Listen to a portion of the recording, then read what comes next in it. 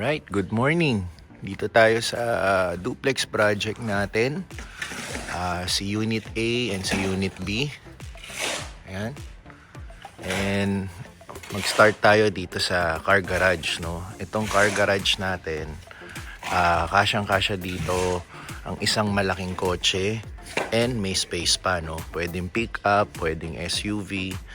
At pwede rin dito dalawang kotse pag gamit mo naman yung mga maliliit na sedan, no? So, yun nga lang, pag pinagkasya mo yung dalawa, medyo masikip. Pero pag isa lang talaga, spacious. Built talaga siya pang isang kotse. Yan. So, yung garahe natin, very spacious talaga. So, papasok tayo sa loob. I-check natin. May mga improvements na rin. May mga bago compare sa last video natin. Ay, pasok lang ako. Ayan. Okay. Tapos naka-tiles na rin. Yung garahe natin. Medyo makapit. Hindi siya madulas kahit basa. Ayos na ayos. So, ito yung magiging main door natin. Itong dalawang to, I think magiging windows to. Ayan. So, sa living area, pasok tayo. Naka-tiles na rin. And, even yung powder room natin. Yan. So, hindi pa tapos. Pina-finalize pa. Pero, eto, naka-tiles na rin, no? So, view, galing dito. Ayan siya. Pakaluwag, no?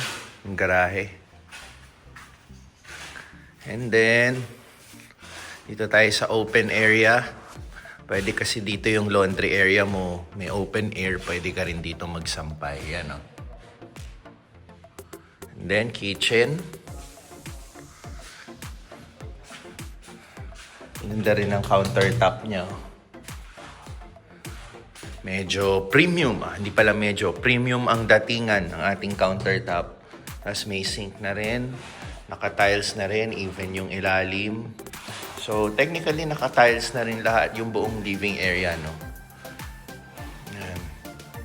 And then, sa stairs, kahoy siya, oh. Ganda. Ano, pagka-ano niya. So, one last look. Living area. Kitchen. Dito pala yung magiging breaker niya, yan. Ayos na. The switch. So, akyat tayo. Alright. So, dito tayo sa second floor. Hallway. Common bath, toilet and bath ng second and third bedroom. Ito siya. Na-tiles na rin lahat. And then, second bedroom. Third bedroom.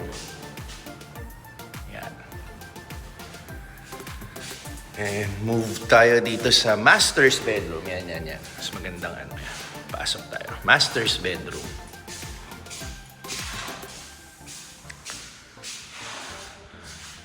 Ganyan siya. Ayun. Again, nasa Unit A pala tayo. Parehong-pareho lang to sa Unit B. Very identical. Pero syempre, magkaibang side lang, no? So, ito yung own toilet and bath ng master's bedroom natin. Yan. Paka-spacious. Pasok tayo. Yan. Luwag. Ito yung magiging shower area mo. Ito yung magiging sink mo. Very spacious pa rin. Yan. So again, ito yung master's bedroom. Yan. Alright. Ayan yung improvements natin ngayon. Napaka-daming changes na, no? Yan. So, dito hindi na muna tayo dadaan sa Unit B. Kasi nakaabang pa lang yung magta-tiles pa lang sila. Ano yan, Brad? Magta-tiles na rin kayo rito? Yan. Hindi na muna tayo makikigulo dyan. At least nakita natin yung Unit A. Parehong-pareho lang naman to sa Unit B. So, alright. Yun. Ayos, di ba? Kompleto na yung mga tiles sa unit. Except na lang yung dito sa garage sa Unit D. Pero hindi rin natin nasilip yung yung pinakaloob ng Unit B. Kasi nga ayaw na natin makaistorbo dahil sisimulan na nilang i-tiles yung garahe. Pero, yun nga yun, sa Unit A, parehong-pareho lang naman siya sa Unit B. So nakita naman natin lahat, okay na, naka-tiles na lahat, tsaka wala na masyadong obstacles, mas masarap umikot-ikot, kaya maganda yung pagkakakuha natin ng video today. So ayun, sa mga interesado po, naka-flash pa rin po sa screen yung phone numbers, kung may tanong kayo, and binibenta po namin siya ng pre-selling, no? So, ang expected na tapos niyan is around January to February next year. Lapit na. So, yun, samantalahin nyo na yung pre-selling price kasi, di ba, usually naman ang pre-selling discounted pa yan eh. Pero oras na magawa yan, makikita nyo na yung tunay na syempre, hindi na ganun yung pricing niya, no? So, again, nasa screen po yung phone numbers. Feel free to contact and tanungin ang mga gusto nyong katanungan. Tama ba? Magtanong sa mga gusto nyong itanong tungkol dito sa ating duplex project. And also, anong tawag doon? Yung sa bungalow natin, same phone numbers kung interested kayo. For sale pa rin po yung bungalow house natin. Yun po yung na-vlog natin naman last week. Naglinis tayo, naglagay ng halaman si Richie. So, tawag lang din po kayo. And ano ba? Next, magpapaano tayo? Magpapa-laundry tayo. Ano na naman, napunuan na naman tayo ng mga labahin. And then may imimit tayo saglit na kaibigan na sa SM dahil later on flight niya na pabalik ng States. Mimit ko lang saglit para magkita kami. And then of course, 'di ba? Workout tayo for today.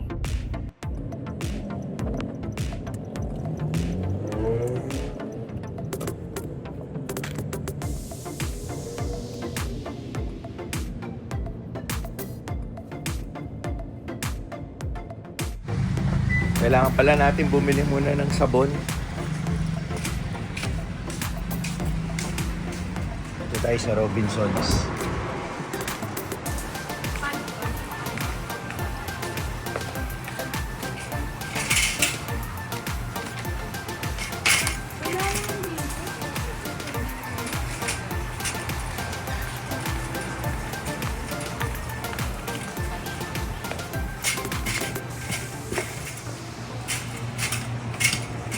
Malapit lang po to sa amin, tong Robinsons na to. Dikit-dikit to eh. Katabi niya yung Pure Gold and Save More. So dito tayo sa sabon section.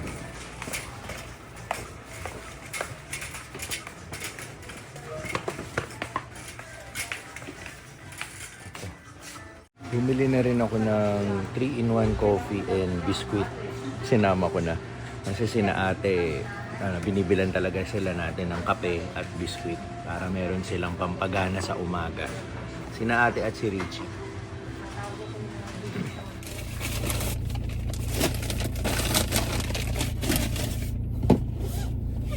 Ayun, doon kasi sa pinapalaundry natin, nagdadala tayo ng sarili nating sabon. May preferred sabon and Fabcon kasi tayo eh. Though meron naman silang binibenta ron sa mismong store. Pero nakaugalian na natin magdala ng sariling sabon natin. Pero paminsan-minsan, pag naubusan tayo sa bahay, tinatamad na tayo dumaan sa mga ganito, diretso na tayo doon na lang tayo kukuha ng sabon and detergent sa kanila. So yun, doon na yung next destination natin, palaban na tayo. And yung weather pala natin, medyo pa rin, umuulan-ulan pa rin ng kaunti, no? For the third straight day. So since December 1 hanggang ngayon December 3, maulan ng weather natin. And dito sa lugar namin, mahina lang yung ulan. Susulpot saglit na malakas. Tapos all throughout mahina lang. Pero hindi pala namin alam, no? Binabaha na pala yung bandang Bicol na naman. Ayun, hindi ko pa pala nakakausap si Papa lately para kamustahin. Subukan natin tawagan mamaya.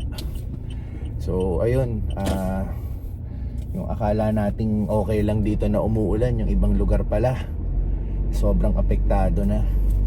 So anyway, sana mawala na yung pangit na weather, no? Magpakita na ulit yung araw.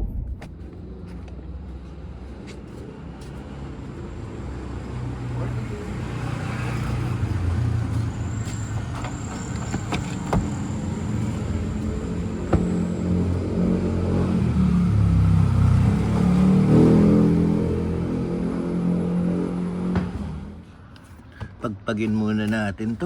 Sobrang dumi na. Mga naipon.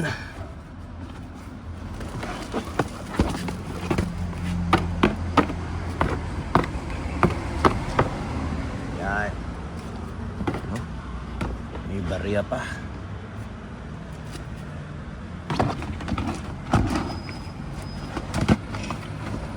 Madali lang naman to. Ito yung deep dish.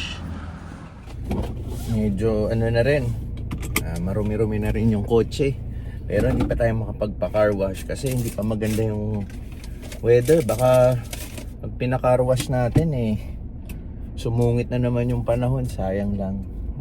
Antayin natin naging consistent yung ano. Usually nagpapa-car wash ako, mare umaraw ngayon, no, buong araw, hindi muna ako papa-car wash na. Tingnan ko muna yung panahon bukas.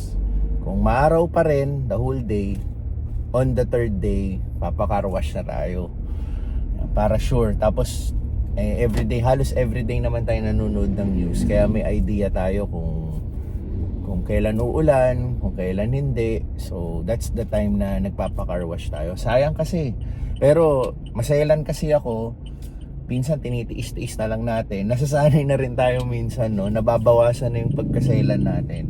Pero ewan ko, ganun daw yun minsan sa sobrang selan mo, pag malinis yung kotse mo, sobrang iniingatan mo yung pagkalinis niya, doon ka nagiging maselan. Pero pag madumi na yung kotse mo, katulad ngayon dahil umulan, no choice na tayo kasi kailangan mong gamitin yung kotse mo at umuulan, madudumihan. Hinahayaan ko lang muna ng napakarumi kasi eventually alam ko pag nilinis, isang one time big time na. So hindi rin naman ako ganun na naseselanan, naiirita dahil madumi kasi tanggap ko na talagang madumi siya dahil hindi naman natin nakokontrol yung panahon, no. So ewan ko sa ko napanood yun may ganun daw ugali na yung sa pagiging maselan or malinis. Siguro isa na ako dun. So eto nga, madumi, okay lang. Pinagpag ko lang kanina kasi sobrang naipon na yung mga dumi-dumi dito sa inaapakan natin. So ayun. Share lang, share.